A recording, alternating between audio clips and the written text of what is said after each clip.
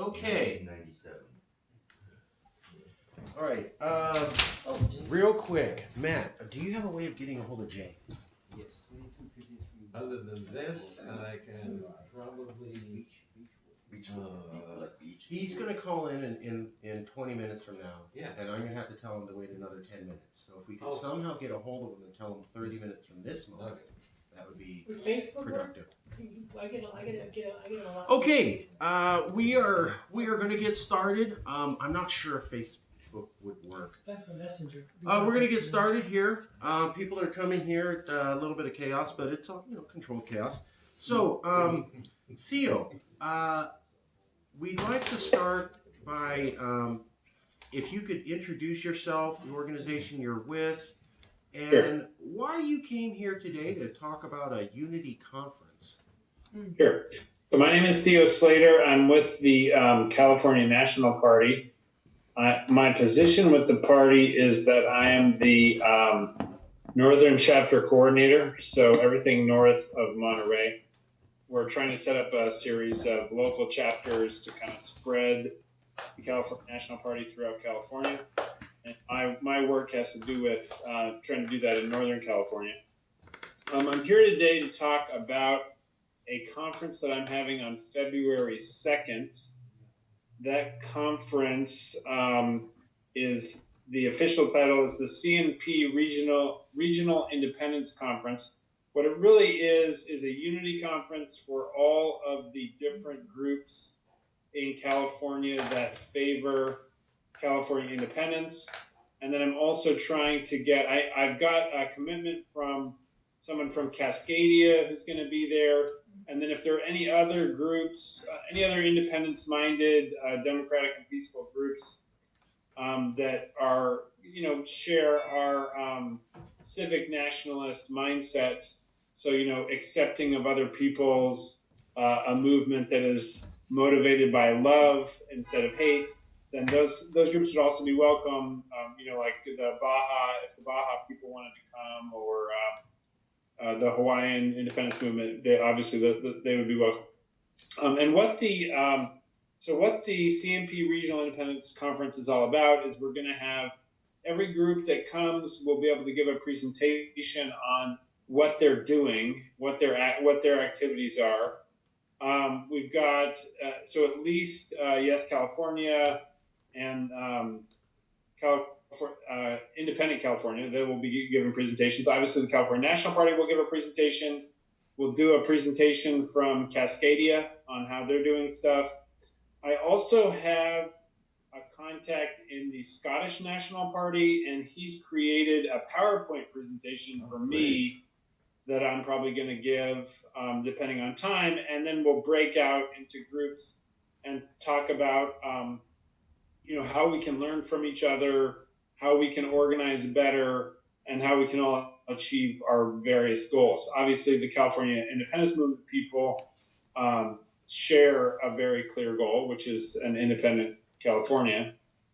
And then, that's it. So that's going to be on February 2nd of 2020 at the Arthur F. Turner Community Library in West Sacramento.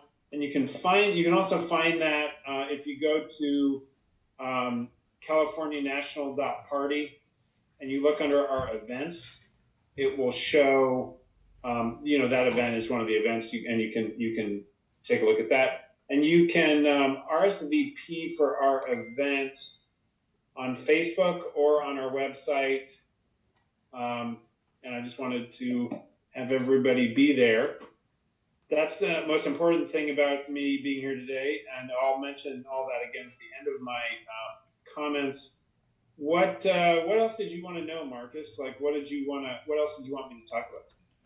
Well, I think what we had asked about was without getting into gory details and without mentioning perhaps certain key words that trigger people. You have your law background. So no gory details, no trigger words, high level, general concept, somewhat positive. Why do we need to have a unity conference? what has been the past of the CALEXIT movement? Why is it significant we're having this? Why is it key that this is the first time in 3 years that you and I have been able to publicly talk with each other? So I'm not going to go into the gory details. I don't want to do that. I want to keep it nice and positive. But if you could give people a PG, not even PG-13 history of what happened, why is this key, what are we trying to do?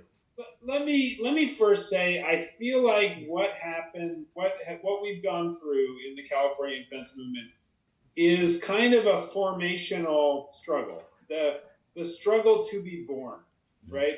And so you get a lot of people who are very passionate, very motivated, very intelligent, very idealistic, and they have a whole bunch of different perspectives on how things should be done. And idealists are not necessarily the best people for compromising. They're not the best people for agreeing.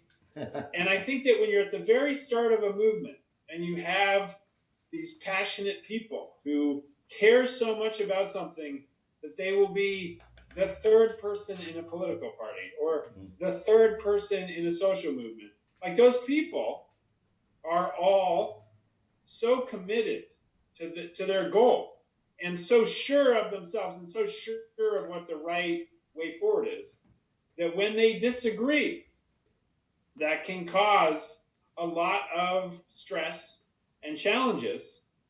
And, maybe those people created a few different organizations and then they disagreed, right? And that's even worse because then you're not disagreeing inside of one little tent.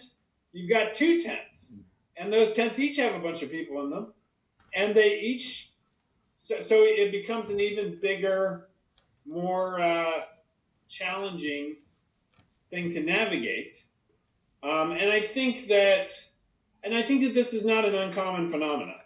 I think if you look at most world-changing social movements, they're riven with, especially early on, a lot of factionalism, a lot of disagreements about strategies and processes and how we should go forward. So I think that the California independence movement has gone through some of the same struggles that many movements for the liberations of people inevitably go through, and that we have experienced those pitfalls firsthand, and we have a better understanding of kind of what needs to be done so that this group of people, the California independence movement, that there are various leaders and various factions and various organizations can work together at least well enough that there is not any internal strife, right? And that was something. So a few years ago we had some major problems, and we really felt like, oh, this is really costing us. This is really costing us, both, all of us. Everyone was suffering. Yeah. And so we were like, okay, well, and pretty early on, we said, okay, well, let's stop attacking each other because that's obviously counterproductive. And I think that it's good, and I think it shows the maturity of our organizations and our leadership and so forth, that happened. We stopped attacking each other. We stopped attacking each other, and the perception that the California Independence Movement was a circular firing squad became, we got rid of that perception pretty quickly, right? Thankfully, right? So now, but it took a long time to get to a point where we could do things in a coordinated way because there was all this animosity that had built up over the course of this conflict on both sides. Yeah. And so we needed a long period of peace for enough of those, for the maybe some of the most strident people to have gone on to some other movement, but for most of the people to just be like, well, look, mistakes were made. Everybody made mistakes. When a whole bunch of people who've never really been that involved in mainstream politics start a new political goal that's so passionate and so important and so powerful, then those people are not used to the kinds of conversations, the kinds of compromise, the kinds of discussions that need to happen to avoid what happened. now we're a lot better at that. And now we understand each other a lot better. We've seen that, you know, all sides of that challenging situation have seen that the other side also really wants what they want, really wants what's best for the movement. You know, there are no negative actors in this space, and we've established that, and so, you know, I think we're at the point where we can comfortably participate in each other's activities more because we've overcome the legacy of past misunderstandings. So Theo, this is Daniel Costa with Independent California. We've texted and stuff, and Sure. at one point you were gonna actually come to one of the conference, but you couldn't make it. So what you're saying is that the framing fathers of this country bickered before they got on the same bandwagon. I think I would say framing parents. Yeah. So a point on that. A point on that with Marcus. Yeah, we came to realization, like what you said, I just want to make sure you're in the shot. that with Independent California, we had people that disagreed also within the organization. We kind of cleaned house. We kind of agreed, and then I got back in touch with Marcus. Same thing. There were preconceptions about him. Got him to come, and people have adhered and said basically our whole thing is we got to stop being divided because it hasn't worked. We've achieved nothing, and anybody that is in agreement with the premise that we all want an independent California for whatever reasons, we each have our reason, that we need to come together. Even if we do things differently and stuff, we need to start compromising, come together, and bring in more organizations, even local. We were talking about this with Marcus, Black Lives Matter, nurses, teachers, all that into the movement. But we needed to clean house first. Like you said, we didn't have a clean house. To bring in people into a chaos would say, this is not a serious organization. And so I think you're right. We've gotten to the point where there are no organizations, at least for Independent California, that are against each other. We see each other as a complement to the other, even though we may not agree on certain things. And we're much more flexible on, like you said, we were very passionate at the beginning and stuff. And then now we've died down the passion a bit and saying, okay, let's get logical. And take that passion with logic, and what's the best step to achieve this now is where we are, I think, and I'm so glad to hear that you're on the same page, that we're all on the same page, and I hope you can come to one of our conferences, one day, and we'll get all together. We'll probably meet up in Sacramento because I'd like to be there. In February. Great. Yeah, in February. Yes, So- February 2nd at the West Sacramento Library. It's from 1 to 5 p.m. Okay. And where's your logo?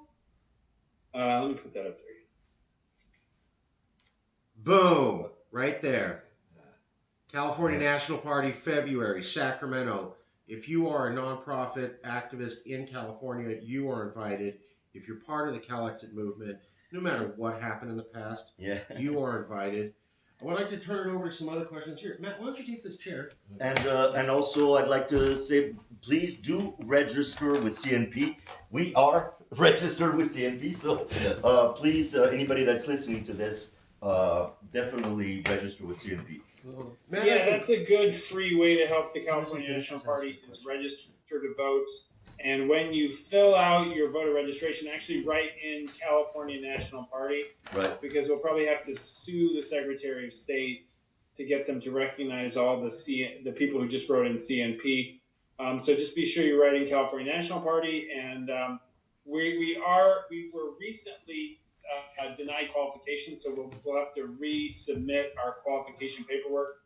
But in relatively short order, we will again be a political party seeking qualification in the same way that the Green Party has qualification, the Peace and Freedom Party, etc. That eventually the California National Party will be a qualified party, and that way when our people run for office, it will say CNP next to their name instead of what it'll say right now, which is independent or no party preference. Oh, okay. You think you'll have that done by the 2020 elections? You think? Yeah, well, what happened is we didn't qualify for the 2020 elections. We were just notified of that a couple of days ago. Mm. You need to get around 70,000 registered voters to qualify, and so we're not quite there yet. So we're going to re-register either for, and I'm thinking I might try it for the 2024 election, just so we don't have to keep filing the paperwork quite as often. Right, but will we be able to vote under CNP on the 2020 election if I'm registered? On 2020 because we did not qualify. Oh, We're not okay. a qualified party. So to the degree that we run candidates this cycle, and we ran a few candidates in 2018. To the degree that we run candidates this cycle, they'll just show up as independents. Okay, so I'll be an independent. Okay, cool. Matt, do you have Well, just some observations. I think that the diversity of our approaches is our great strength. Okay, we have your approach, which is to go with the third party. We have other organizations in our independence movement that are concentrating on ballot initiatives. Nice. Okay, Do that. and you know that too is a valid approach. And others of us are exploring other options and trajectories and so on. I myself am part of Peace and Freedom movement, and for a while we were fighting to get PFP to become part of the California independence movement because they've never really grown beyond California. And Cindy batted that, and she hit a brick wall. Okay, because they have bigger ambitions, and like a lot of skeptical folks, they were saying, "Well, how's it going to be different from what it is now?" Blah blah blah. And so that one didn't work out. But the good news that I'm about to deliver when me and Jay give our presentation is that our independence movement is about to grow leaps and bounds because the rest of our country, the one across the border, is getting heavily involved. And it's kind of a misnomer if you look at the chronology, because let's be honest, we grew into a movement in 2016 because of certain unfortunate events in DC. Okay. I don't know what you're talking about. Yeah, I don't know. No one knows. No What one happened knows. in 2016? Oh, Never mind. We're keeping it positive. Right. Exactly. He was, Our Exactly. emails. he was referring to Trump, not you. Whoa! Oh, there goes the T word. Whoa. There goes the T word. And then Theo dropped something when you said the word. So For which my apologies. But here's the thing: they didn't join our movement. MIBC's been at it for longer than we have. We joined their movement. They've been, and not only that, but they've done to consult us, polls that show that majority in both the Mexican states supports independence from the federal government there. Not only that, but their latest consulta offered 3 options. One was that they continue, the default option, sort of the null hypothesis, that they continue the status quo as 2 Mexican states. And here he comes. The second option, and he can confirm all this. The second option was the option that they have been pursuing for years, was that the 2 Mexican states unify and declare their independence. Okay. The third option includes us, and that is if we liberate ourselves from the U.S., they want to come with us. Okay? Sure. Yeah, they want to come with us. Ours is not just a larger economy than the Mexican economy. Ours is a larger economy than the Russian economy. We're huge. Of course. And so that was offered as the third option. And that was the one that came in with the clear majority out of those 3 options. The null hypothesis of the status quo, Baja going it alone, sort of like Bangladesh, or reunifying our country. And what's interesting is this. We have And I think that unification with Baja is an interesting idea. It would definitely need to be, I think it would need to be down the road. I think we all need to get where we want to go. I think we all need to become independent first, and then have a communication between sibling nations about how we want to associate with Baja, and then really pay attention to what they want. Because I think the challenge for we don't want to any be political entity within 1,000 miles of California is that we're way bigger. We're way bigger than Cascadia is. Our population is 4 times theirs. Our population is 10 times that of Baja. So I think we just need to be cautious. Yeah, You we know, don't want to do what it I don't want to create is any other, another imperialist enterprise. Exactly. Right. We So do not want to we- do an annexation. Yeah. That's Real- sort of the. Matt, Just real quick, I just want to get Hannah in. Yeah, I just want to point out to you that if you're not aware, is that just this week the governor of Baja California, the state of Baja California, actually tweeted out an image which showed California with our state and all the way down to down to Baja California Sur. I mean, this is so. And so it was really, I think, and also that image was actually created by the Baja California movement. So, in other words, the governor of the governor of a Mexican state, an elected official, is effectively endorsing the concept of California unification. I think that was just an enormous step. It also shows the effectiveness of the organizing going on. We're trying to get a picture of it, but you're right about the populations. Personally, though, I might remind you, like, I happen to live in San Diego County, right? And over 20,000 people a day crossed from the border from Tijuana to San Diego and back and forth. That Tijuana has about 5 million. No, I'm sorry. Tijuana is like the 5th largest city in Mexico, and by far the largest city in the northern part of the country. I could go on and on, but the idea that if far from it being an imperialistic thing, I mean, I think it's much more closer. Unification is not from my perspective as a San Diego resident. Unification is simply pretty words. I mean, that San Diego and Tijuana are effectively a divided city. That San Ysidro is the heaviest border crossing in the entire United States, the world, right? More people cross the international boundary at that point than any other place in the world. I mean, I could go on, but the point is that they want to do it, and if they want to do it, they're excited about it. It's a real. Of course, one reason they're excited about it is because they know how good a place California is. The state of California is. They know how well we are at managing our affairs. And they're inspired by that, and of course they know that Spanish is the second most popular language in California. That 38% of the people of California are Latino already, and so on and so on. Oh, and a little statistic I love to repeat: 73% of the children in the Los Angeles school district are Latino. Oh, So, interesting. It's the horde. in other words, they're here. Yeah. They're going to stay here. They're here to stay. They're here to stay, and for as long as we're concerned, yeah, exactly.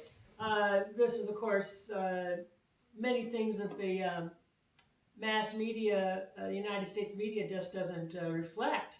Is that whenever you talk about so-called undocumented, well, 1 out of 3 undocumented is a Californian. That everything looks very different from our perspective.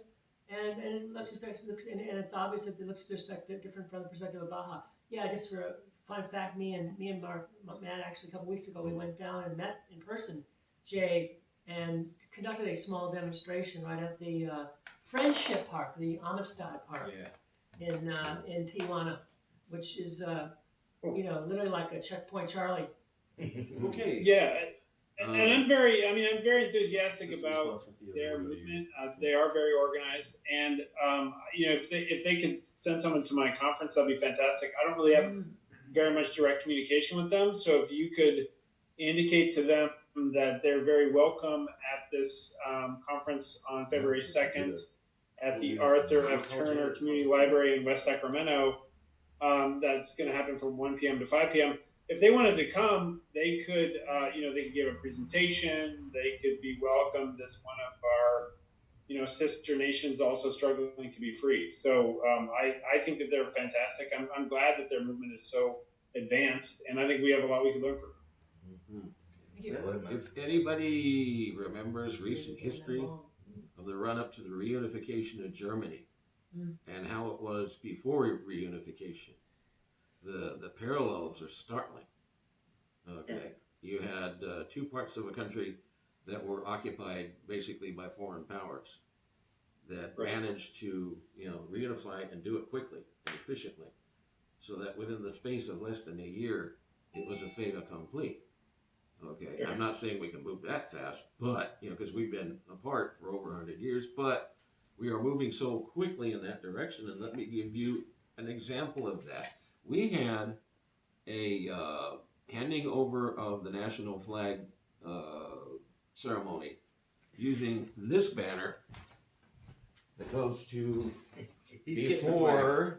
He has to have the flag. Yeah, we use this banner, which goes to before our division, our forcible division by the United States, and it was accepted by the representative of MIBC as our common national flag. I came up with the term Gran California. And that's a good flag because it doesn't have the historical problems of the bear flag. Exactly. Nice. Now, Well said. here's what happened within a week of this flag ceremony. The governors of the U.S. state of California, Gavin Newsom, plus the governors of both Mexican states, Baja and Baja Sur, they had and it was the governor of Baja Sur that borrowed the reunification map the MIBC representative came up with.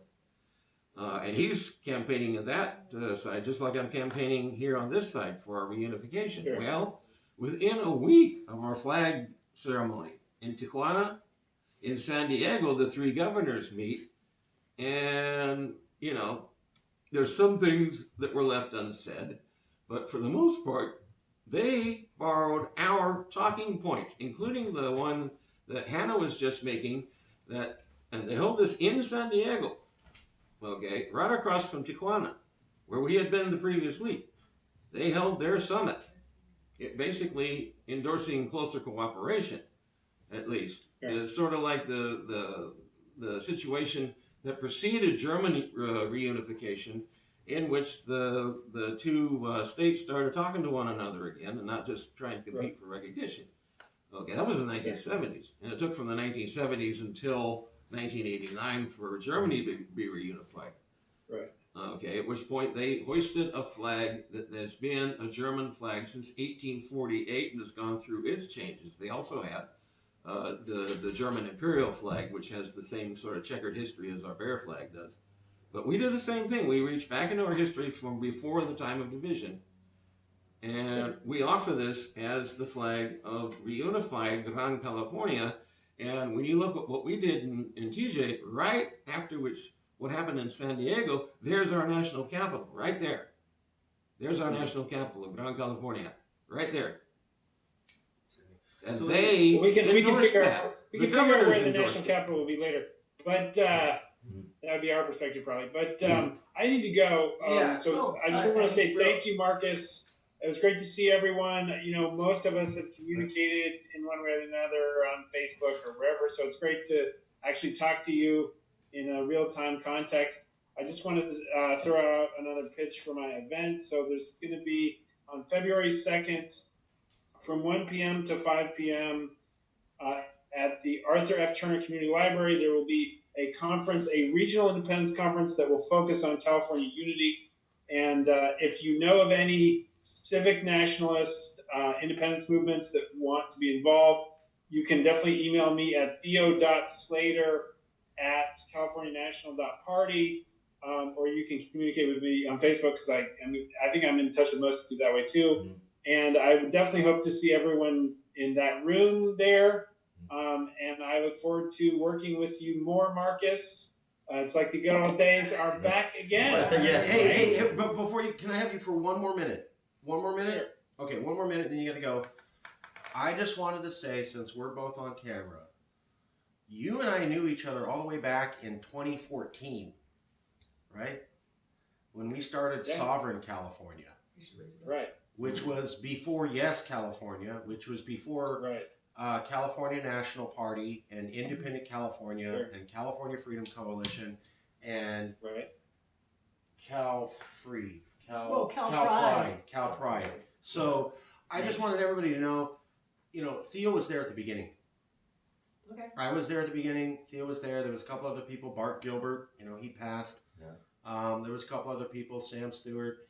And there was a motley crew, and for all these years, and now, we got splintered, but now we're coming back together, and so this is historic that I'm able to talk to Theo publicly, because we used to all be one, and then it got real political, 2016, and then slowly coming back.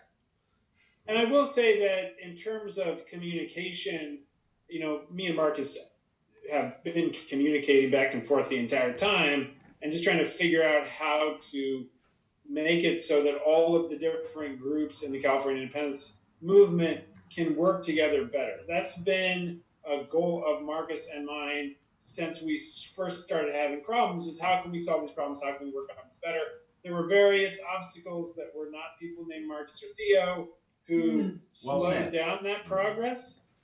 But it doesn't surprise me that we're here, and there was never any. You and I always got along, which I really respected about you, particularly when things were so heated that when we would talk, it would still be very constructive. And how can we solve this? How can we move this forward? How can we improve this situation? So, Okay. and yeah, Marcus was in on the ground floor and all of the same organizations. It was a pretty small group at the beginning. So. And on that next time. On that note, Theo, let's stay in touch and let's share resources, okay? Great. And yeah, if you ever do one of these in Northern California, I could definitely come. Even if you only do them in Southern California, eventually I'll get down there. Okay. Great, Theo. Cheers, Steve. Thanks so much for your time. Yeah. See you on February 2nd. See you. Okay. Or sooner. Viva Gran California Libre. Bye. Okay, thanks, Theo. All right, let's